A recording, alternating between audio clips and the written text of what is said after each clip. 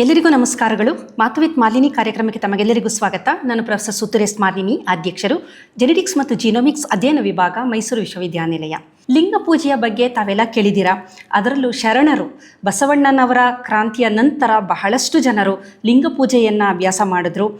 ಬಸವಣ್ಣನವರೇ ಅವರಿಗೆ ಲಿಂಗ ದೀಕ್ಷೆಯನ್ನು ನೀಡಿ ಆ ಪೂಜೆಯನ್ನು ಅದೊಂದು ಕ್ರಾಂತಿ ಥರ ನಡೆಯಿತು. ಶ್ರಮಿಕ ವರ್ಗದವರು ಬಹಳಷ್ಟು ಜನ ತಮ್ಮ ಅಂಗೈಯಲ್ಲೇ ಈಶ್ವರನನ್ನು, ಆ ಲಿಂಗವನ್ನು ಇಟ್ಕೊಂಡು ಪೂಜೆ ಮಾಡಿ ಆನಂದವನ್ನು ಅನುಭವಿಸಿದ್ರು. ಬೇಕಾದಷ್ಟು ಕ್ರಾಂತಿ ನಡೀತು. ಹಾಗಾದರೆ ಲಿಂಗ ಪೂಜೆಯಿಂದ ಮನುಷ್ಯನಿಗೆ ವೈಜ್ಞಾನಿಕ ದೃಷ್ಟಿಕೋನದಿಂದ ನೋಡೋದಾದರೆ ಯಾವ ರೀತಿ ಪ್ರಯೋಜನ ಆಗುತ್ತೆ, ಏನಕ್ಕೆ ಲಿಂಗ ಪೂಜೆ ಅಷ್ಟೊಂದು ಪ್ರಾಮುಖ್ಯತೆಯನ್ನು ಗಳಿಸ್ತು, ಅದು ಅತ್ಯಂತ ಸರಳವಾದುದು, ಯಾರು ಎಲ್ಲಿ ಬೇಕಾದರೂ ಮಾಡುವಂತಹದ್ದು. ಹಾಗಾಗಿ ಅದು ಹೆಚ್ಚಿನ ಒಂದು ಪ್ರಾಮುಖ್ಯತೆ ಗಳಿಸೋದಕ್ಕೆ ಕಾರಣ ಏನು ಅಂತ ನಾವು ನೋಡೋದಾದರೆ, ಮೊದಲನೇದಾಗಿ ನಾವು ಧ್ಯಾನ ಅಂತ ಮಾಡಬೇಕಾದ್ರೆ, ದೇವರನ್ನು ನೆನಪಿಸ್ಕೊಳ್ಬೇಕು ಅಥವಾ ಧ್ಯಾನ ಮಾಡಬೇಕು ಅಂತಂದರೆ ಒಂದು ಆಕಾರ ಬೇಕೇ ಬೇಕು. ನಿರಾಕಾರ ಏನೂ ಇಲ್ಲದೆ ಧ್ಯಾನ ಮಾಡೋದಕ್ಕೆ ಆಗೋದೇ ಇಲ್ಲ. ಕೊನೆಯ ಪಕ್ಷ ನಮಗೆ ಧ್ಯಾನ ಮಾಡಲು ನಮ್ಮ ಎದುರಿಗೆ ಒಂದು ಗೋಡೆ, ಆ ಗೋಡೆಯ ಮೇಲೆ ಒಂದು ಚುಕ್ಕಿನಾದರೂ ಸಹ ಇರಬೇಕಾಗುತ್ತೆ. ಅಂದರೆ ಒಂದು ನಿರ್ದಿಷ್ಟ ವಸ್ತುವಿನ ಕಡೆ ನಮ್ಮ ಗಮನವನ್ನು ಹರಿಸುವುದರಿಂದ ನಾವು ಧ್ಯಾನವನ್ನು ಮಾಡಬಹುದು. ಹಾಗಾಗಿ ನಿರಾಕಾರದಿಂದ ಆಕಾರವನ್ನು ಬಸವಣ್ಣನವರು ಆ ಸಂದರ್ಭದಲ್ಲಿ ನೀಡಿದ್ರು. ಆ ಆಕಾರ ಯಾವ ಥರ ಇತ್ತು ಅಂತಂದರೆ ಅತ್ಯಂತ ಸರಳವಾದ ಆಕಾರ ಅದಾಗಿತ್ತು. ಅಂದರೆ ಲಿಂಗಕ್ಕೆ ಯಾವುದೇ ರೀತಿಯ ಒಂದು ಆಕಾರ, ಅಂದರೆ ಕಣ್ಣು, ಮೂಗು, ಕಿವಿ, ಆ ಥರ ಮುಖ ಇರೋದಿಲ್ಲ. ಆಮೇಲೆ ಬೇರೆ ಬೇರೆ ನಾವು ಮನುಷ್ಯನಿಗೆ ಯಾವ ರೀತಿ ಒಂದು ಅಂಗಾಂಗಗಳಿರುತ್ತೆ, ಅಥವಾ ಬೇರೆ ದೇವರ ವಿಗ್ರಹದಲ್ಲಿ ಯಾವ ರೀತಿ ನಾವು ಒಂದು ಆಕಾರವನ್ನು ನೋಡ್ತೀವಿ, ಆ ಥರ ಯಾವುದು ಆಕಾರ ಇಲ್ಲದೆ ಇರುವಂತಹದ್ದು. ಮತ್ತು ಯಾವುದೇ ರೀತಿಯ ಆಯುಧಗಳನ್ನಾಗಲಿ ಅಥವಾ ಬೇರೆ ಥರ ಭಂಗಿಗಳಾಗಲಿ ಏನೂ ಇರದೇ ಇರುವಂತಹ ಅತ್ಯಂತ ಸರಳವಾದ, ಸರಳತೆಯನ್ನು ಹೊಂದಿರುವಂಥ ಒಂದು ಆಕಾರ ಅಂದರೆ ಅದು ಲಿಂಗ ಅಂತಲೇ ಹೇಳ್ಬಹುದು. ಹಾಗಾಗಿ ಅತ್ಯಂತ ಸರಳವಾದ ಆಕಾರವನ್ನು ಕೊಟ್ಟು ಈ ಆಕಾರವನ್ನು ಇಟ್ಟುಕೊಂಡು ನೀನು ಧ್ಯಾನ ಮಾಡು ಅಂತೇಳಿ ಮೊದಲ ಬಾರಿಗೆ ಅದನ್ನು ಒಂದು ಪ್ರತಿಷ್ಠಾಪನೆಯನ್ನು ಮಾಡಿದ್ರು. ಹಾಗಾಗಿ ಲಿಂಗ ಪೂಜೆ ಒಂದು ನಿರಾಕಾರದಿಂದ ಆಕಾರದಲ್ಲೂ ಅತ್ಯಂತ ಸರಳವಾದ ಒಂದು ಆಕಾರದಿಂದ ನಾವು ಧ್ಯಾನದ ಒಂದು ತುಟ್ಟ ತುದಿಗೆ ಹೋಗಬಹುದು. ಅಂತಂದರೆ ಒಂದು ಎಟರ್ನಲ್ ಮೆಡಿಟೇಷನ್ ಅಂತ ನಾವು ಏನಂತ ಕರಿತೀವಿ, ಆ ನಿಶ್ಚಲತೆಯಿಂದ ಧ್ಯಾನಿಸುವಂತಹ ಸ್ಥಿತಿಗೆ ಜನಸಾಮಾನ್ಯರು, ಶ್ರಮಿಕ ವರ್ಗದವರು ಎಲ್ಲರೂ ಆ ಸ್ಥಿತಿಯನ್ನು ತಲುಪಿಸಲು ಒಂದು ಅವಕಾಶವನ್ನು ನೀಡಿದರು ಅಂತಲೇ ಹೇಳ್ಬೋದು. ನಂತರ ಲಿಂಗ ಅಂತಂದರೆ ಏನು ಅಂತ ನೋಡೋದಾದರೆ ಕಾಸ್ಮಿಕ್ ಆಕ್ಸಿಸ್ ಅಂತ ಕರಿತೀವಿ ಅದನ್ನು ನಾವು. ಆ ನಂತರ ಯೋನಿ, ಆ ಒಂದು ಲಿಂಗದ ಆಕಾರ ಯಾವ ಥರ ಇರುತ್ತೆ ಅಂದರೆ ಒಂದು ಆಕ್ಸಿಸ್ ಇರುತ್ತೆ, ಕಾಸ್ಮಿಕ್ ಆಕ್ಸಿಸ್ ಅಂತ ಕರಿಬೋದು. ನಂತರ ಬೇಸ್ ಇರುತ್ತೆ ಅದಕ್ಕೆ ಅದನ್ನು ಯೋನಿ ಅಂತನೂ ಸಹ ಅದನ್ನು ಪ್ರತಿಪಾದನೆ ಮಾಡ್ತಾರೆ. ಹಾಗಾಗಿ ಈ ಕಾಸ್ಮಿಕ್ ಎನರ್ಜಿ ಅಥವಾ ಕಾಸ್ಮಿಕ್ ಆಕ್ಸಿಸ್ ಏನಿದೆ, ಆ ಒಂದು ಮ್ಯಾಟರ್ ಜೊತೆ, ಆ ಬೇಸ್ ಜೊತೆ ಮಿಲನ ಆದಾಗ ಅಲ್ಲಿ ಒಂದು ಸೃಷ್ಟಿಯಾಗುತ್ತೆ. ಶಿವ ಮತ್ತು ಶಕ್ತಿ ಅದರ ಒಂದು ಸೃಷ್ಟಿಯಾಗುತ್ತೆ ಅನ್ನುವುದು ಈ ಒಂದು ಆಕಾರದ ಒಂದು ವೈಜ್ಞಾನಿಕವಾಗಿ ಅದನ್ನು ತಿಳಿಸುವಂತಹದ್ದು. ನಂತರ ಈ ಒಂದು ಲಿಂಗ ಪೂಜೆಯಲ್ಲಿ ಒಂದು ಥರ್ಮೋಡೈನಮಿಕ್ಸನ್ನು ಸಹ ನಾವು ನೋಡಬಹುದು. ಫಿಸಿಕ್ಸ್ ಇದೆ ಅಲ್ಲಿ, ಮತ್ತು ಬಯಾಲಜಿ ಇದೆ, ನ್ಯೂರೋಸೈನ್ಸ್ ಇದೆ, ಸೈಕಾಲಜಿ ಇದೆ. ಹಾಗಾಗಿ ಬಹಳಷ್ಟು ವಿಜ್ಞಾನಗಳ ಒಂದು ಒಗ್ಗೂಡುವಿಕೆಯೇ ಒಂದು ಲಿಂಗ ಪೂಜೆ ಅಂತ ನಾವು ಹೇಳಬಹುದು. ಇಲ್ಲಿ ಸಾಮಾನ್ಯವಾಗಿ ಲಿಂಗಕ್ಕೆ ಅಭಿಷೇಕವನ್ನು ಮಾಡ್ತಾರೆ. ಲಿಂಗವನ್ನು ಮಾಡಿರುವುದು ಕಲ್ಲಿನಿಂದ. ಕಲ್ಲು ಏನು ಮಾಡುತ್ತೆ ಅಂತಂದರೆ ಶಾಖವನ್ನು ಹೀರಿಕೊಳ್ಳುವ ಶಕ್ತಿಯನ್ನು ಹೊಂದಿರೋದ್ರಿಂದ ಅದು ತಣ್ಣಗಾಗಬೇಕು ಅಂತಂದರೆ ಅದರ ಮೇಲೆ ನೀರಿನ ಅಭಿಷೇಕವನ್ನು ಮಾಡ್ತಾರೆ. ಅಂದರೆ ಪೂಜೆ ಅಂತ ಅಭಿಷೇಕವನ್ನು ಮಾಡ್ತಾರೆ. ಅದರಲ್ಲಿ ನಡೆಯುವ ವಿಜ್ಞಾನ ಯಾವುದು ಅಂತಂದರೆ, ಮೆಕ್ಯಾನಿಸಮ್ಗಳು ಏನು ಅಂದರೆ, ನೀರಿನ ಅಭಿಷೇಕ ಮಾಡಿದಾಗ ಅಲ್ಲಿ ಒಂದು ವಾತಾವರಣದಲ್ಲಿರುವ ಉಷ್ಣತೆಯನ್ನು ಹೀರಿಕೊಂಡು ಅಭಿಷೇಕದ ನಂತರ ಆ ಒಂದು ಪರಿಸರದಲ್ಲಿ ಒಂದು ತಂಪಾದ ವಾತಾವರಣವನ್ನು ನೀಡುವಂಥದ್ದು. ಹಾಗಾಗಿ ತಾವು ಸಾಮಾನ್ಯವಾಗಿ ನೋಡಿರಬಹುದು, ಯಾವುದೇ ಒಂದು ಶಿವ ದೇವಾಲಯದಲ್ಲಿ ಎಲ್ಲಿ ಒಂದು ಲಿಂಗ ಇದೆ ಆ ಒಂದು ಪ್ರದೇಶದಲ್ಲಿ, ಆ ಒಂದು ಸುತ್ತಮುತ್ತಲಿನ ಪರಿಸರದಲ್ಲಿ ಒಂದು ತಂಪಾದ ವಾತಾವರಣವನ್ನು ನಾವು ನೋಡ್ಬೋದು. ಹೊರಗಡೆ ಎಷ್ಟೇ ಒಂದು ತಾಪಮಾನ ಇದ್ದರೂ ಸಹ ಆ ಗರ್ಭಗುಡಿಯ ಒಳಗಡೆ ನಾವು ಪ್ರವೇಶ ಮಾಡಿದಾಗ ಒಂದು ತಂಪಾದ ವಾತಾವರಣವನ್ನು ನಾವು ನೋಡ್ತೀವಿ. ಇದರ ಜೊತೆಯಲ್ಲಿ ಇಲ್ಲಿ ಒಂದು ಗ್ರೌಂಡಿಂಗ್ ಅಂತಲೂ ಸಹ ನಾವು ನೋಡ್ತೀವಿ. ಅಂದರೆ ಇದು ಕಲ್ಲಾಗಿರೋದ್ರಿಂದ ಆ ಒಂದು ಸ್ಥಳದಲ್ಲಿ ತಂಪಾದ ವಾತಾವರಣವೂ ಇರುತ್ತೆ. ಮತ್ತು ಅಲ್ಲಿರುವಂತಹ ಪರಿಸರವನ್ನು ನಾವು ನೋಡಿದಾಗ ಅಲ್ಲಿ ಪೂಜೆನ ಮಾಡ್ತಾ ಇರ್ತೀವಿ, ಹೂಗಳಿಂದ ಪೂಜೆ ಮಾಡ್ತಾ ಇರ್ತೀವಿ, ಧೂಪ ಇರುತ್ತೆ, ಆರತಿ ಇರುತ್ತೆ. ಇವುಗಳೆಲ್ಲ ಏನಾಗುತ್ತೆ ಅಂತಂದರೆ ಅದು ನಮ್ಮ ಕೈ ಮೇಲೆ ಮಾಡಿರ್ಬೋದು. ಕೈ ಮೇಲೆ ನಾವು ಲಿಂಗವನ್ನು ಇಟ್ಕೊಂಡು ಪೂಜೆ ಮಾಡೋದಾದ್ರೂ ಅಥವಾ ದೇವಸ್ಥಾನದಲ್ಲಿ ಲಿಂಗಾರಾಧನೆ, ಶಿವನ ಆರಾಧನೆ ಮಾಡಿದಂತಹ ಸಂದರ್ಭದಲ್ಲೂ ಒಟ್ಟಾರೆ ಈ ಥರದ ಅನುಭವಗಳು ನಮಗೆ ಆಗುತ್ತೆ ಎನ್ನಬಹುದು. ಇಲ್ಲೇನಾಗುತ್ತೆ, ಈ ಪೂಜಾ ಸಂದರ್ಭದಲ್ಲಿ ಹೂವುಗಳಾಗ್ಬೋದು, ಮಂಗಳಾರತಿ ಆಗ್ಬೋದು, ಧೂಪ ಆಗ್ಬೋದು, ಇದೇನಾಗುತ್ತೆ ಅಂದರೆ ನಮ್ಮ ಪಂಚೇಂದ್ರಿಯಗಳಿಗೆ ಒಂದು ಆ್ಯಕ್ಟಿವೇಟ್ ಮಾಡ್ತಾ ಬರುತ್ತೆ. ಅದು ನೋಡೋದು, ವಿಜುವಲೈಸೇಷನ್ನು ಮತ್ತು ಕೇಳ್ಕೊಳ್ಳೋದು, ಅಲ್ಲಿರುವ ಗಂಟೆಯ ನಾದ ಆಗಿರ್ಬೋದು, ಇದೆಲ್ಲ ಕೇಳ್ತಾ ಇರೋದ್ರಿಂದ ಏನಾಗುತ್ತೆ ಅಂದರೆ ನಮ್ಮ ಮೆದುಳಿನ ಬೇರೆ ಬೇರೆ ಭಾಗಗಳು ಆ್ಯಕ್ಟಿವೇಟ್ ಆಗೋದ್ರಿಂದ ನಮಗೆ ಮನಸ್ಸಿಗೆ ಒಂದು ಕಾಮ್ನೆಸ್ ಅಂತ ಏನಂತೀವಿ ಅಥವಾ ಬ್ಲಿಸ್, ಒಂದು ಆಹ್ಲಾದಕರವಾದ ಒಂದು ಮನಃಶಾಂತಿಯನ್ನು ಲಿಂಗ ಪೂಜೆ ನೀಡುತ್ತೆ ಅಂತಲೇ ಹೇಳಬಹುದು. ಇನ್ನು ಸಾಮಾನ್ಯವಾಗಿ ಶಿವಲಿಂಗವನ್ನು ಪೂಜೆ ಮಾಡಬೇಕಾದ್ರೆ ಬಿಲ್ವಪತ್ರೆಯನ್ನು ಬಳಕೆ ಮಾಡ್ತೀವಿ. ಬಿಲ್ವಪತ್ರೆ ಅಂತ ನಾವು ನೋಡಿದಾಗ ಅದಕ್ಕೆ ಆದ ಒಂದು ಔಷಧೀಯ ಗುಣವನ್ನು ಹೊಂದಿರುವಂತಹ ಪತ್ರೆ ಅದಾಗಿರುತ್ತೆ. ಬಿಲ್ವಪತ್ರೆ ಅಂದರೆ ಮರದಲ್ಲಿ ಬಿಡುವಂತಹ ಎಲೆಗಳು, 3 ದಳದ ಎಲೆ ಅದಾಗಿರುತ್ತೆ. ಇದರಲ್ಲಿ ಬಹಳಷ್ಟು ಯುಜಿನಾಲ್ ಅನ್ನುವ ಒಂದು ರಾಸಾಯನಿಕ ಇದೆ, ಮತ್ತು ಫ್ಲೆವೆನಾಯ್ಡ್ಸ್ ಎನ್ನುವ ರಾಸಾಯನಿಕಗಳು. ಅದರ ಜೊತೆ ಇದು ಆ್ಯಂಟಿ ಆಕ್ಸಿಡೆಂಟ್ ಆಗಿ ಕೆಲಸನೂ ಮಾಡೋದ್ರಿಂದ ಇದರ ಒಂದು ಔಷಧೀಯ ಗುಣಗಳಿಂದಾಗಿಯೇ ಇದೊಂದು ಪತ್ರೆ ಅತ್ಯಂತ ಮುಖ್ಯವಾದುದು, ಪ್ರಮುಖವಾದುದು ಮತ್ತು ಈಶ್ವರನಿಗೆ ಪ್ರಿಯವಾದುದು ಅನ್ನುವುದು ಒಂದು ಸೂಚ್ಯಕವಾಗಿ ಮೆಟಫರ್ ಥರ. ಅಂದರೆ ಅದಕ್ಕೆ ಅದರದೇ ಆದ ಬಹಳ ಮಹತ್ವಪೂರ್ಣವಾದ ಸ್ಥಾನ ಇದೆ. ಶಿವರಿಗೂ ಮಹತ್ವಪೂರ್ಣ ಸ್ಥಾನ ಇದೆ. ಇದರಿಂದ ನಾವು ಶಿವನನ್ನು ಪೂಜೆ ಮಾಡಿದಾಗ ಅದರಿಂದ ನಮಗೆ ಬಹಳಷ್ಟು ಪ್ರಯೋಜನಗಳು ಆಗುವುದು ಎಂಬ ಒಂದು ದೃಷ್ಟಿಕೋನದಿಂದ ನಮ್ಮ ಪೂರ್ವಜರು ಈ ಥರದ ಒಂದು ಸಂಪ್ರದಾಯಗಳನ್ನು ಮಾಡಿದರು ಅಂತ ಹೇಳ್ಬೋದು. ಈ ಬಿಲ್ವಪತ್ರೆ ಸುಮ್ಮನೆ ಹಾಗೆ ನೋಡಿದಾಗ 3 ದಳದ ಎಲೆ ಅಂತ ನಾವು ಅಂತೀವಿ, ಆದರೆ ಅದು ಬೇರೆ ಬೇರೆ ಅರ್ಥವನ್ನು ನೀಡುವಂತಹದ್ದು. ಮೊದಲನೆಯದಾಗಿ ಇದು ನಮ್ಮ ಪಾಸ್ಟ್, ಪ್ರೆಸೆಂಟ್, ಫ್ಯೂಚರ್, ಭೂತ, ಭವಿಷ್ಯತ್ತು ಮತ್ತು ವರ್ತಮಾನ ಈ 3 ಸಮಯವನ್ನು ತಿಳಿಸುವಂಥದ್ದು. ಅಂದರೆ ನಮ್ಮ ಮನುಷ್ಯನಿಗೆ ಇದರ ಅರಿವಿರಬೇಕು.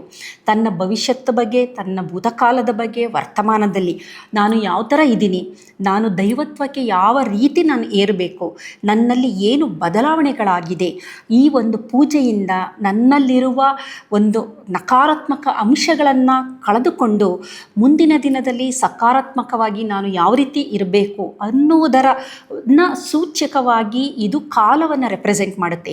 ಭೂತಕಾಲ, ಭವಿಷ್ಯತ್ ಕಾಲ ಮತ್ತು ವರ್ತಮಾನ ಇವುಗಳನ್ನು ತಿಳಿಸುವಂತಹದ್ದು ಅಂತಲೇ ಹೇಳ್ಬೋದು. ಅದು ತತ್ವಜ್ಞಾನಿಗಳ ಪ್ರಕಾರ ಈ ಥರ ಯೋಚನೆ ಮಾಡೋದಾದರೆ, ವೈಜ್ಞಾನಿಕವಾಗಿ ಈ 3 ದಳ ಏನಿದೆ ಅದು ನಮ್ಮ ದೇಹದಲ್ಲಿರುವ ನರ್ವಸ್ ಸಿಸ್ಟಮ್ ಅಥವಾ ನರವ್ಯೂಹಗಳನ್ನು ಸೂಚಿಸುತ್ತೆ ಅಂತ ಹೇಳ್ಬೋದು. ಮೊದಲನೇದು ಸಿಂಪಥೆಟಿಕ್ ನರ್ವಸ್ ಸಿಸ್ಟಮ್. ಬಹಳಷ್ಟು ವಿಡಿಯೋಗಳಲ್ಲಿ ನಾನು ಇದರ ಬಗ್ಗೆ ಮಾತಾಡಿದ್ದೀನಿ. ನಮಗೆ ಒತ್ತಡ ಉಂಟಾದಾಗ ಈ ಸಿಂಪಥೆಟಿಕ್ ನರ್ವಸ್ ಸಿಸ್ಟಮ್ಮು ಆ್ಯಕ್ಟಿವೇಟ್ ಆಗೋದ್ರಿಂದ ಹೃದಯ ಬಡಿತ ಜಾಸ್ತಿ ಆಗುತ್ತೆ, ರಕ್ತದಲ್ಲಿ ಸಕ್ಕರೆ ಪ್ರಮಾಣ ಜಾಸ್ತಿ ಆಗುತ್ತೆ, ಸ್ನಾಯುಗಳು ಒಂದು ಕಂಟ್ರಾಕ್ಷನ್ ಅಂತೀವಿ, ಅಂದರೆ ಅದು ಬಿಗಿತಗೊಳ್ಳುತ್ತೆ. ಇದೆಲ್ಲ ಏನಂತಂದರೆ ದೇಹದಲ್ಲಿ ನಡೆಯುವ ಈ ಎಲ್ಲ ಕ್ರಿಯೆಗಳಿಂದ ನಮಗೆ ಒಂದು ಒತ್ತಡ, ಅಂದರೆ ಆ ಸಂದರ್ಭವನ್ನು ಎದುರಿಸ್ತೀವಿ, ಇಲ್ಲ ಆ ಒಂದು ಸಂದರ್ಭದಿಂದ ಆ ಪರಿಸರದಿಂದ ಓಡಿ ಹೋಗುವಂಥದ್ದು, ಪಲಾಯನಗೈಯುವಂಥದ್ದು, ಫೈಟ್ ಆರ್ ಫ್ಲೈಟ್ ಎದುರಿಸೋದು, ಇಲ್ಲ ಆ ಒಂದು ಸಂದರ್ಭವನ್ನು ತಪ್ಪಿಸ್ಕೊಳ್ಳೋಂಥದ್ದು. ಈ ಥರದ ಶಕ್ತಿ ನಮ್ಮ ದೇಹದಲ್ಲಿ ಉತ್ಪಾದನೆಯಾಗುತ್ತೆ. ಅಂದರೆ ನಮ್ಮ ದೇಹ ಸರ್ವೈವಲ್ ಮೆಕ್ಯಾನಿಸಮ್, ಅಂದರೆ ಬದುಕಿಗಾಗಿ ಈ ಥರದ ಬದಲಾವಣೆಗಳನ್ನು ಮಾಡಿಕೊಳ್ಳೋದು ಸಿಂಪಥೆಟಿಕ್ ನರ್ವಸ್ ಸಿಸ್ಟಮ್. ನಂತರ ಈ ಒಂದು ಒತ್ತಡ ಕಳೆದ ನಂತರ ಆ ಸಂದರ್ಭದ ನಂತರ ದೇಹವನ್ನು ಸುಸ್ಥಿತಿಗೆ, ಸಮಸ್ಥಿತಿಗೆ ತರುವಂಥದ್ದು ಪ್ಯಾರಾಸಿಂಪಥೆಟಿಕ್ ನರ್ವಸ್ ಸಿಸ್ಟಮ್. ಇದು ಈ ಒಂದು ಹೃದಯ ಬಡಿತ ಜಾಸ್ತಿಯಾಗಿರೋದನ್ನು ಕಡಿಮೆ ಮಾಡುತ್ತೆ, ನಮ್ಮನ್ನು ಶಾಂತ ಸ್ಥಿತಿಯಲ್ಲಿಡುತ್ತೆ, ರಕ್ತದಲ್ಲಿ ಸಕ್ಕರೆಯ ಪ್ರಮಾಣ ಏರಿಕೆಯಾಗಿರುವುದನ್ನು ಕಡಿಮೆ ಮಾಡುತ್ತೆ. ಒಟ್ಟಿನಲ್ಲಿ ನಮ್ಮನ್ನು ಸಮಸ್ಥಿತಿಗೆ ತರುವಂಥದ್ದು ಪ್ಯಾರಾಸಿಂಪಥೆಟಿಕ್ ನರ್ವಸ್ ಸಿಸ್ಟಮ್. ಇದರ ಜೊತೆಯಲ್ಲಿ ಎಂಟರಿಕ್ ನರ್ವಸ್ ಸಿಸ್ಟಮ್ ಅಂತ ಇನ್ನೂ ಒಂದು ನರವ್ಯೂಹ ಇದೆ. ಅದು ನಮ್ಮ ಕರುಳು ಮತ್ತು ಮೆದುಳನ್ನು ಎರಡನ್ನು ಜೋಡಣೆ ಮಾಡುವಂತಹ ನರವ್ಯೂಹ ಅಂತ ಅನ್ಬೋದು. ಅದಕ್ಕೋಸ್ಕರನೇ ಕರುಳಿನಲ್ಲಿರುವ ಬ್ಯಾಕ್ಟೀರಿಯಾಗಳು ಉತ್ಪಾದನೆ ಮಾಡುವಂತಹ ಸೆರೋಟೋನಿನ್ ಅಥವಾ ಮೂಡ್ ಹಾರ್ಮೋನ್ ಮೂಡ್ ಸ್ಟೆಬಿಲೈಸರ್ ಏನಿದೆ ಅದು ನೇರವಾಗಿ ನಮ್ಮ ಮೆದುಳಿಗೆ ಹೋಗುತ್ತೆ. ಮೆದುಳಿನಿಂದ ಬಿಡುಗಡೆಯಾಗುವ ಸೆರೋಟೋನಿನ್ ಪ್ರಮಾಣ ಕೇವಲ 20% ಅಂತೀವಿ. ಹಾಗಾಗಿ ಅದನ್ನು ಎಂಟರಿಕ್ ನರ್ವಸ್ ಸಿಸ್ಟಮ್ ಅಂತ ಕರಿತೀವಿ. ತಮಗೆಲ್ಲ ಗೊತ್ತಿರ್ಬೋದು, ಏನೋ ನಮಗೆ ಬೇಜಾರಾದಾಗ ಹೊಟ್ಟೆಯಲ್ಲಿ ಸಂಕಟ ಆಗೋ ಅಂಥದ್ದು, ಅಥವಾ ಯಾರಿಗೋ ನೋವು ಅಂತಂದಾಗ ನಮಗೆ ಸಂಕಟ ಆಗ್ತಿರುತ್ತೆ, ಸಂಕಟ ಹೊಟ್ಟೆಯಲ್ಲಿ ಆಗ್ತಾ ಇರುತ್ತೆ. ಅಂದರೆ ಅಲ್ಲಿಗೂ ನಮ್ಮ ಮೆದುಳಿಗೂ ಒಂದು ಕನೆಕ್ಷನ್ ಇದೆ. ಅದಕ್ಕೆ ಒಂದು ಗಾದೆ ಹೇಳ್ತಾರೆ, ಕಣ್ಣರಿಯದದ್ದನ್ನು ಕರುಳು ಅರಿಯುತ್ತೆ ಅಂತ. ಕಣ್ಣಿಗೆ ಕಾಣದೇ ಇದ್ದರೂ ಸಹ ನಮ್ಮ ಕರುಳಿನಲ್ಲಿ ಆ ಒಂದು ಎಂಟರಿಕ್ ನರ್ವಸ್ ಸಿಸ್ಟಮ್ ಕನೆಕ್ಷನ್ ಇರೋದ್ರಿಂದ ಮೆದುಳಿಗೂ ಅಲ್ಲಿಗೂ ಕನೆಕ್ಷನ್ ಇದೆ.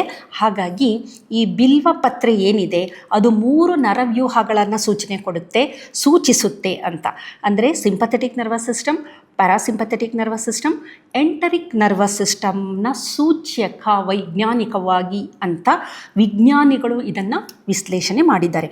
ಹಾಗಾಗಿ ನಮ್ಮ ದೇಹ, ಕಾಲ ಇದನ್ನೆಲ್ಲದನ್ನು ಈ ಲಿಂಗ ಪೂಜೆಯಲ್ಲೇ ನಾವು ಕಂಡುಕೊಳ್ಬಹುದು ಅಂತ ಅವರು ತಿಳಿಸ್ತಾರೆ. ನಂತರ ಲಿಂಗ ಪೂಜೆಯಲ್ಲಿ ಮತ್ತೊಂದು ಮಹತ್ತರವಾದ ಒಂದು ಘಟ್ಟ ಇದೆ. ಅದು ಓಂ ನಮಃ ಶಿವಾಯ ಎನ್ನುವ ಮಂತ್ರ, ಓಂ ಎನ್ನುವ ಒಂದು ಉಚ್ಚಾರಣೆ. ಓಂ ಅನ್ನೋದು ಮೂಲ ಮಂತ್ರ ಅಂತ ಅನ್ಬೋದು. ಬಿಗ್ ಬ್ಯಾಂಗ್ ಥಿಯರಿಲಿ ಅದೇ ಥರದ ಒಂದು ಶಬ್ದ ಉಂಟಾಯಿತು ಅಂತಲೂ ಹೇಳ್ತಾರೆ. ಆದರೆ ಅದಕ್ಕೂ ಸಹ ಅಷ್ಟೊಂದು ಪುರಾವೆಗಳು, ಕೆಲವು ಕಾಂಟ್ರಡಿಕ್ಟಿಂಗು, ಕೆಲವರು ಹೌದು ಅಂತಾರೆ, ಕೆಲವರು ಇಲ್ಲ ಅಂತಾರೆ. ಆದರೆ ವೈಜ್ಞಾನಿಕವಾಗಿ ಓಂಕಾರದ ಉಚ್ಚಾರಣೆ ನಾವು ಮಾಡಿದಾಗ ಏನೇನು ನಮ್ಮ ದೇಹದಲ್ಲಿ ಬದಲಾವಣೆ ಆಗುತ್ತೆ ಅನ್ನುವುದನ್ನು ನಾವು ನೋಡೋದಾದರೆ, ನಾವು ಓಂಕಾರ ಅಂತ ಉಚ್ಚಾರಣೆ ಮಾಡಿದಾಗ ನಮ್ಮ ಗಂಟಲಿನಲ್ಲಿರುವ ವೇಗಸ್ ನರ ಅದು ಆ್ಯಕ್ಟಿವೇಟ್ ಆಗುತ್ತೆ. ವೇಗಸ್ ನರದ ಆ್ಯಕ್ಟಿವೇಶನ್ ಉಂಟಾಗುವುದು ಬಹಳ ಮಹತ್ತರವಾದ ಅಂಶ ಅಂತ ಅನ್ಬಹುದು. ಕಾರಣ ವೇಗಸ್ ನರ್ವ್ ಅನ್ನುವುದು, ವೇಗಸ್ ನರ ಇದೆಯಲ್ಲ, 10ನೇ ಕ್ರೇನಿಯಲ್ ನರ, ಇದು ಒಂದು ಗಾಡ್ಲಿ ನರ್ವ್ ಅನ್ಬೋದು. ಕಾರಣ ಈ ಒಂದು ನರ ಏನಾದರೂ ಉದ್ರೇಕಗೊಂಡಾಗ ಅಥವಾ ಉದ್ದೀಪನಗೊಂಡಾಗ ನಮ್ಮ ಪ್ಯಾರಾಸಿಂಪಥೆಟಿಕ್ ನರ್ವಸ್ ಸಿಸ್ಟಮ್ ಆ್ಯಕ್ಟಿವೇಟ್ ಆಗಿರುತ್ತೆ.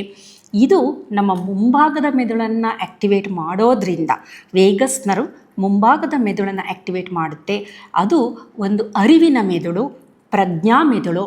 ಹಾಗಾಗಿ ಧ್ಯಾನ ಸ್ಥಿತಿಯಲ್ಲಿ ಲಿಂಗ ಪೂಜೆ ಮಾಡಬೇಕಾದ್ರೆ ಓಂಕಾರದ ಉಚ್ಚಾರಣೆ ನಾವು ಮಾಡಿದಾಗ ನಮ್ಮ ಅರಿವಿನ ಮೆದುಳು ಅದು ಓಪನ್ ಅಪ್ ಆಗುತ್ತೆ, ಅಂದರೆ ಅದು ಆ್ಯಕ್ಟಿವೇಟ್ ಆಗುತ್ತೆ.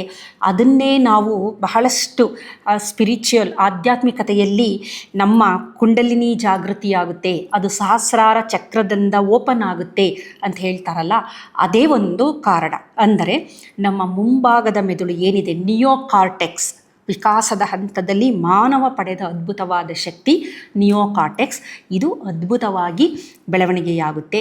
ಗ್ರೇ ಮ್ಯಾಟರ್ ಅಂತ ನಾವು ಏನು ಹೇಳ್ತೀವಿ ಮೆದುಳಿನಲ್ಲಿ, ಅದು ಸಹ ಬಹಳ ತಿಕ್ಕನ್ನಾಗುತ್ತೆ, ಅಂದರೆ ಸ್ವಲ್ಪ ದಪ್ಪನಾಗ್ತಾ ಬರುತ್ತೆ. ಹಾಗಾಗಿ ಓಂಕಾರದ ಉಚ್ಚಾರಣೆಯಿಂದ ಮನುಷ್ಯ ಮಹಾದೇವನನ್ನಾಗಿ ಮಾಡುವಂತಹ ಶಕ್ತಿ ಓಂಕಾರಕ್ಕಿದೆ ಅಂತ ನಾವು ಹೇಳಬಹುದು. ಇದರ ಜೊತೆಯಲ್ಲಿ ನಾವು ಈ ಒಂದು ಶಿವನ ದೇವಸ್ಥಾನಕ್ಕೆ ಹೋದರೆ, ಕೈಯಲ್ಲಿ ಪೂಜೆ ಮಾಡಿದ್ರೆ ಸಹ ಇವೆಲ್ಲ ಲಾಭಗಳು ನಮಗೆ ದೊರಕುತ್ತೆ. ಅಥವಾ ದೇವಸ್ಥಾನಕ್ಕೆ ಏನಾದರೂ ನಾವು ಹೋದಂಥ ಪಕ್ಷದಲ್ಲಿ ಏನಾಗುತ್ತೆ, ದೇವಸ್ಥಾನದಲ್ಲಿ ನಾವು ಶಿವನ ದೇವಸ್ಥಾನದ ಸುತ್ತ ಪ್ರದಕ್ಷಿಣೆ ಮಾಡ್ತೀವಿ.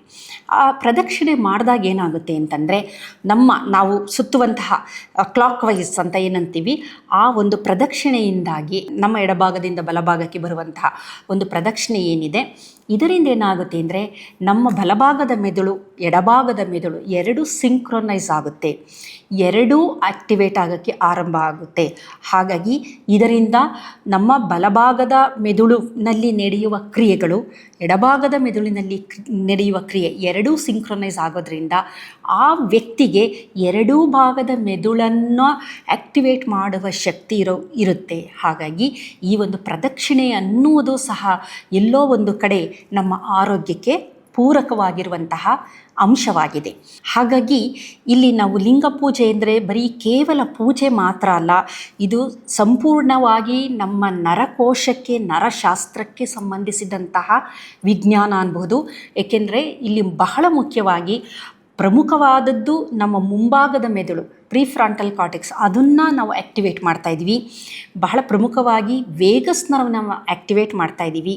ಅದರ ಜೊತೆಯಲ್ಲಿ ಕಾಲ, ವಿದ್ಯಮಾನ, ನಮ್ಮ ಪರಿಸ್ಥಿತಿ ಇವುಗಳ ಬಗ್ಗೆನೂ ಸಹ ನಾವು ಅರಿವನ್ನು ಉಂಟು ಮಾಡ್ಕೊತಾ ಇದ್ದೀವಿ. ಎಲ್ಲದಕ್ಕಿಂತ ಹೆಚ್ಚಾಗಿ ಈ ಒಂದು ಪ್ರಕ್ರಿಯೆಯಲ್ಲಿ ನಾವು ಧ್ಯಾನವನ್ನು ಮಾಡ್ತೀವಿ. ಕಾರಣ ಬಹಳ ಸರಳವಾದ ಆಕಾರ ಶಿವಲಿಂಗ ಆಗಿರೋದ್ರಿಂದ ಧ್ಯಾನಾವಸ್ಥೆಗೆ, ಧ್ಯಾನದ ಉತ್ತುಂಗಕ್ಕೆ ನಮ್ಮನ್ನು ತೆಗೆದುಕೊಂಡು ಹೋಗಲು ಇದು ಬಹಳ ಸಹಾಯ ಮಾಡುತ್ತೆ. ಹಾಗಾಗಿ ಈ ಎಲ್ಲ ಕಾರಣದಿಂದನೂ ಈ ಲಿಂಗ ಪೂಜೆ ಅನ್ನೋದಿದೆಯಲ್ಲ ವೈಜ್ಞಾನಿಕವಾಗಿ ಬಹಳ ಅದ್ಭುತವಾದದ್ದು. ಯಾವ ವ್ಯಕ್ತಿ ಇದನ್ನು ಮಾಡ್ತಾ ಬರ್ತಾನೆ ಅವನು ಧ್ಯಾನ ಸ್ಥಿತಿಗೆ ಹೋಗ್ತಾನೆ. ಅವನ ಅರಿವಿನ ಅಂದರೆ ಒಳಗಣ್ಣು ಅಂತ ನಾವು ಏನಂತೀವಿ, ಇನ್ನರ್ ಕಾನ್ಷಿಯಸ್, ಹೊರಗಿದ್ದಕ್ಕಿಂತ ನಮ್ಮ ಇನ್ನರ್ ಕಾನ್ಷಿಯಸ್ನೆಸ್ ಏನಿದೆಯಲ್ಲ ಅದು ಹೆಚ್ಚಾಗ್ತಾ ಬರುತ್ತೆ. ಇದರ ಜೊತೆಯಲ್ಲಿ ಬಹಳ ಪ್ರಮುಖವಾಗಿ ನಮ್ಮ ದೇಹದಲ್ಲಿ ಹಾರ್ಮೋನುಗಳಲ್ಲಿ ಬಹಳಷ್ಟು ಬದಲಾವಣೆಗಳನ್ನು ನಾವು ನೋಡ್ತಾ ಬರ್ತೀವಿ. ಅಂದರೆ ಒಳ್ಳೆಯ ಬದಲಾವಣೆಗಳು. ಉದಾಹರಣೆಗೆ ಹೇಳಬೇಕು ಅಂತಂದರೆ, ಈ ಈಶ್ವರನ ದೇವಸ್ಥಾನ ಇರುವಂತಹ ಜಾಗದಲ್ಲಿ ಸ್ವಲ್ಪ ಕತ್ತಲೆ ಇರುತ್ತೆ, ಮಂದವಾದ ಬೆಳಕಿರುತ್ತೆ, ನಂದ ದೀಪವನ್ನು ಹಚ್ಚಿಟ್ಟಿರ್ತಾರೆ, ಹೆಚ್ಚು ಪ್ರಖರತೆ ಇರೋದಿಲ್ಲ. ಆವಾಗ ಏನಾಗುತ್ತೆ ಅಂತಂದರೆ ನಮ್ಮ ಮೆದುಳು ಬೀಟಾ ಅಲೆಗಳಿಂದ ಆಲ್ಫಾ ಅಲೆಗಳಿಗೆ ವರ್ಗಾವಣೆಯಾಗ್ತಾ ಬರುತ್ತೆ. ಆಲ್ಫಾ ಅಲೆಯಿಂದ ಥೀಟಾ ಅಲೆಗೂ ಬರುತ್ತೆ. 4ರಿಂದ 7 ಹರ್ಟ್ಸ್ ಅಲೆಗಳಿಗೆ ಹೋದಾಗ ದೇಹದಲ್ಲಿ ಏನಾಗುತ್ತೆ, ಬೇಕಾದಷ್ಟು ಅಂದರೆ ನಮ್ಮ ಮೆಲೋಟೋನಿನ್ ಸೆಕ್ರೀಷನ್ ಆಗುವಂತಹ ಸ್ಥಿತಿನ ನಾವು ನೋಡ್ತೀವಿ. ಮೆಲೋಟೋನಿನ್ ಎನ್ನುವ ಹಾರ್ಮೋನು ಸರ್ಕ್ಯಾಡಿಯಲ್ ರಿದಮನ್ನು, ನಮ್ಮ ದೈನಂದಿನ ಚಟುವಟಿಕೆ ಅಥವಾ ದೈನಂದಿನ ಲಯವನ್ನು ನಿರ್ಧಾರ ಮಾಡುವಂಥದ್ದು. Melatonin is a magic hormone. ಬಹಳಷ್ಟು ಕಾಯಿಲೆಗಳಿಗೆ ಮದ್ದಾಗಿರೋದ್ರಿಂದ ಆ ಹಾರ್ಮೋನು ಬಿಡುಗಡೆಯಾಗುತ್ತೆ. ಜೊತೆಯಲ್ಲಿ ನಮ್ಮ ಪಿಟ್ಯೂಟರಿ, ನಾವು ಯಾವಾಗ ವೇಗಸ್ ನರ್ವ್ನ ಆ್ಯಕ್ಟಿವೇಟ್ ಮಾಡ್ತೀವಿ, ನಮ್ಮ ಪ್ರಿಫ್ರಂಟಲ್ ಕಾರ್ಟೆಕ್ಸ್ನೆಲ್ಲ ಆ್ಯಕ್ಟಿವೇಟ್ ಮಾಡ್ತೀವಲ್ಲ, ಅವಾಗೇನಾಗುತ್ತೆ, ಒತ್ತಡದ ಹಾರ್ಮೋನು ಕಡಿಮೆ ಆಗುತ್ತೆ. ನಮ್ಮ ಹೈಪೋಥಲಾಮಸ್ಸಿಂದ ಗೊನೆಡೋಟ್ರೋಪಿಕ್ ರಿಲೀಸಿಂಗ್ ಹಾರ್ಮೋನ್ ಬಿಡುಗಡೆಯಾಗುತ್ತೆ. ಗೊನೆಡೋಟ್ರೋಪಿಕ್ ರಿಲೀಸಿಂಗ್ ಹಾರ್ಮೋನು ಪಿಟ್ಯೂಟರಿಗೆ ಹೋಗಿ ಅಲ್ಲಿಂದ follicular stimulating hormone, luteinizing hormone, growth hormone, ಪ್ರೊಲ್ಯಾಕ್ಟಿನ್ನು, ಈ ಥರದ ಹಾರ್ಮೋನುಗಳೆಲ್ಲ ಪಿಟ್ಯೂಟರಿಯಿಂದ ಹೆಚ್ಚು TSH, ಥೈರಾಟ್ರೋಪಿಕ್ ರಿಲೀಸಿಂಗ್ ಹಾರ್ಮೋನು, ಇವುಗಳೆಲ್ಲ ಬಿಡುಗಡೆಯಾಗುತ್ತೆ. ನಂತರ ನಮ್ಮ ಥೈರಾಯ್ಡ್ ಗ್ರಂಥಿಯಿಂದ T3, T4 ಥೈರಾಯ್ಡ್ ಹಾರ್ಮೋನುಗಳು ಬಿಡುಗಡೆಯಾಗುತ್ತೆ. ಪ್ಯಾರಾಥೈರಾಯ್ಡ್ ಗ್ರಂಥಿಯಿಂದ ಪ್ಯಾರಾಥೈರಾಯ್ಡ್ ಹಾರ್ಮೋನು ಬಿಡುಗಡೆಯಾಗುತ್ತೆ. ಅದು ನಮ್ಮ ದೇಹದಲ್ಲಿರುವ ಕ್ಯಾಲ್ಶಿಯಂ ಮೆಟಬಾಲಿಸಮನ್ನು ತುಂಬ ಅದ್ಭುತವಾಗಿ ನಡೆಸುತ್ತೆ. ನಂತರ ಕೆಳಗಡೆ ಬಂದರೆ ನಾವು ಅಡ್ರಿನಲ್ ಗ್ರಂಥಿಯಿಂದ ಕಾರ್ಟಿಸಾಲ್ ಪ್ರಮಾಣ ಕಡಿಮೆ ಆಗುತ್ತೆ. ಅಡ್ರಿನಾಲಿನ್, ನ್ಯಾರೆಡ್ರಿನಾಲಿನ್ ಇವೆಲ್ಲ ಒತ್ತಡದ ಹಾರ್ಮೋನುಗಳು, ಇವೆಲ್ಲ ಕಡಿಮೆ ಆಗ್ತಾ ಬರುತ್ತೆ. ಇದು ಯಾವಾಗ ಆಗುತ್ತೆ ಅಂದರೆ, ನಾವು ಅಭಿಷೇಕವನ್ನು ಯಾವಾಗ ತದೇಕ ಚಿತ್ತರಾಗಿ ನೀರು ಬೀಳುತ್ತಾ ಇರುತ್ತಲ್ಲ ಲಿಂಗದ ಮೇಲೆ, ಅದನ್ನು ನೋಡಿದಾಗ ಈ ಒತ್ತಡದ ಹಾರ್ಮೋನುಗಳು ಅಷ್ಟೂ ಕಡಿಮೆ ಆಗ್ತಾ ಬರುತ್ತೆ. ಹಾಗಾಗಿ ನಮ್ಮ ದೇಹದಲ್ಲಿ ಒಂಥರ ಬ್ಲಿಸ್ಫುಲ್ನೆಸ್ ಅಥವಾ ಕಾಮ್ನೆಸ್ನ ನಾವು ನೋಡ್ತೀವಿ. ಇದರ ಜೊತೆಯಲ್ಲಿ ರಿಪ್ರೊಡಕ್ಟಿವ್ ಹಾರ್ಮೋನುಗಳು FSH, LH ಬಿಡುಗಡೆಯಾಗೋದ್ರಿಂದ ಅದು ಎಸ್ಟ್ರೋಜನ್, ಟೆಸ್ಟೋಸ್ಟಿರಾನ್ ಬಿಡುಗಡೆ ಮಾಡೋದ್ರಿಂದ ಲಿಂಗ ಪೂಜೆಯನ್ನು ಮಾಡುವಂತಹ ವ್ಯಕ್ತಿಗೆ ಒತ್ತಡ ಇರೋದಿಲ್ಲ. ಅವರಿಗೆ ಬಂಜೆತನ ಬರದೇ ಇರುವ ಸಾಧ್ಯತೆಗಳನ್ನು ಸಹ ನಾವು ನೋಡ್ಬೋದು. ಕಾರಣ ಒತ್ತಡ ಎಲ್ಲಿ ಕಡಿಮೆ ಇರುತ್ತೆ ಆವಾಗ GnRH ಅಂದರೆ ಗೊನೆಡೋಟ್ರೋಪಿಕ್ ರಿಲೀಸಿಂಗ್ ಹಾರ್ಮೋನ್ ಹೆಚ್ಚಿರುತ್ತೆ. ಹಾಗಾಗಿ ಇದರ ಜೊತೆಯಲ್ಲಿ ನಮ್ಮ ಒಂದು ದೇಹದಲ್ಲಿ ಪ್ಯಾನ್ಕ್ರಿಯಾದಿಂದ ರಿಲೀಸ್ ಆಗುವ ಇನ್ಸುಲಿನ್ ಚೆನ್ನಾಗಿ ಬಿಡುಗಡೆಯಾಗುತ್ತೆ.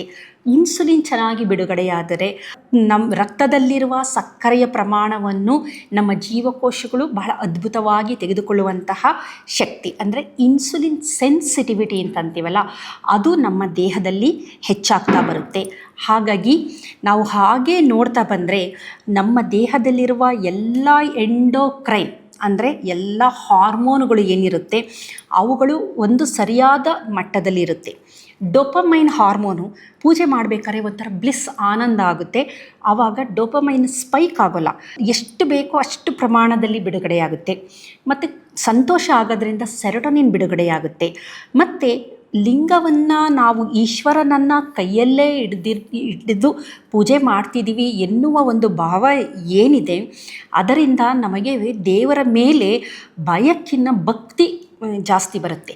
ಅದಕ್ಕೆ ನೋಡಿ ಸಾಮಾನ್ಯವಾಗಿ ಶರಣರು ಶರಣಸತಿ ಲಿಂಗಪತಿ, ದೇವನನ್ನೇ ಅಕ್ಕ ಮಹಾದೇವಿ ತನ್ನ ಪತಿ ಅಂತ ಅಂದ್ಕೊಂಡಿದ್ದು, ದೇವನನ್ನೇ ಆ ಶರಣರು ತನ್ನ ದೈವ ಅಂದರೆ ಬಹಳ ಎತ್ತರದ ದೈವವನ್ನೇ ತನ್ನ ಒಂದು ಸ್ನೇಹಿತ ಅಂತ ಅನ್ಕೋಬೋದು, ಆತನೂ ಒಬ್ಬ ಶರಣ ಅನ್ನುವ ಒಂದು ಭಾವ. ಇಲ್ಲೇನೆಂದರೆ ಭಯ ಇರೋದಿಲ್ಲ, ಅದರ ಬದಲು ಆ ಭಯದ ಜಾಗದಲ್ಲಿ ಭಕ್ತಿಯನ್ನು ನಾವು ನೋಡ್ತೀವಿ. ಕಾರಣ ನಮ್ಮ ಅಂಗೈ ಮೇಲೇ ಆ ಒಂದು ಆಕಾರ ಏನಿದೆ, ಆ ಒಂದು ಲಿಂಗವನ್ನು ಅವರು ಹಿಡಿದಿಟ್ಕೊಂಡಿರೋದ್ರಿಂದ ಆಕ್ಸಿಟಾಸಿನ್ ರಿಲೀಸ್ ಆಗುತ್ತೆ, ಲವ್ ಹಾರ್ಮೋನ್, ಬಾಂಡಿಂಗ್ ಹಾರ್ಮೋನ್. ಹೀಗಾಗಿ ಎಲ್ಲ ಒಳ್ಳೆಯ ಹಾರ್ಮೋನುಗಳು ರಿಲೀಸ್ ಆಗುತ್ತೆ. ಒಟ್ಟಾರೆ ಲಿಂಗ ಪೂಜೆ ಅನ್ನುವುದು ಕೇವಲ ಒಂದು ಪೂಜೆ ಅಲ್ಲ, ಅದರಿಂದ ನಮ್ಮ ದೇಹಕ್ಕೆ ಬಹಳಷ್ಟು ಆರೋಗ್ಯಕ್ಕೆ ಸಂಬಂಧಿಸಿದಂತಹ ಬಹಳಷ್ಟು ಪ್ರಯೋಜನಗಳನ್ನು ನಾವು ನೋಡಬಹುದು. ಇದು ವೈಜ್ಞಾನಿಕವಾಗಿ ಒಂದು ದೃಷ್ಟಿಕೋನದಿಂದ ಲಿಂಗ ಪೂಜೆಯ ಮಹತ್ವವನ್ನು ನಾವು ಅರಿಬೇಕು. ಅದನ್ನು ತಿಳಿದುಕೊಂಡಾಗ ಏನಾಗುತ್ತೆ ಅಂದರೆ, ಮೊದಲು ನಾನು ಹೊರಗಡೆಯ ಜಗತ್ತಿನಿಂದ ಒಳಗಡೆ ಜಗತ್ತಿಗೆ ಹೋಗ್ತೀನಿ, ನನ್ನ ಒಳಗಡೆ ನಾನು ಹೋಗ್ತೀನಿ, ನನ್ನ ಒಳಗಡೆ ಹೋಗಿ ನನ್ನನ್ನು ನಾನು ಅರಿತುಕೊಂಡು ನಂತರ ಹೊರ ಜಗತ್ತನ್ನು ಅರಿಯುವ ಪ್ರಯತ್ನ ಯಾವ ಮನುಷ್ಯ ಮಾಡ್ತಾನೆ ಅವನ ಉನ್ನತ ಮಟ್ಟಕ್ಕೇರ್ತಾನೆ, ಅವನೇ ಸಾಧಕನಾಗ್ತಾನೆ, ಅವನೇ ಶರಣನಾಗ್ತಾನೆ ಅಂತ ಹೇಳಬಹುದು. ನಮಸ್ಕಾರ.